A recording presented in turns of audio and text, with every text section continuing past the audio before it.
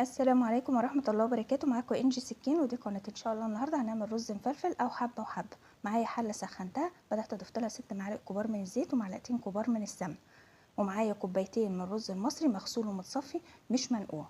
هبدأ ان انا اشوح الرز لغاية ما يبدأ لونه يصفر. طبعا هنا بكون معليه النار. بعد كده مع التقليب ببدأ ان انا اهدي النار واتابع الرز دايما في تقليب. هنا معايا حبايتين من الحبهان، ممكن يبقى حبهان بودر وده يكون افضل. بعد كده اما بيتحمر ببدا اضيف الرز اللي هو كوبايتين من الرز المصري مغسول ومتصفي مش منقوع، وازوده عليهم بعد كده معلقه صغيره من الملح وربع معلقه من الفلفل الاسود و5 كوبايات من الميه المغليه. ولما بيتشرب الرز ببدا اهدي النار لغايه ما بيستوي ويطلع بالشكل ده. هنا قدمته مع الفاصوليا بكرات الكفتة الفيديو اللي فات. استودعكم الله الذي لا تضيع ودائعه.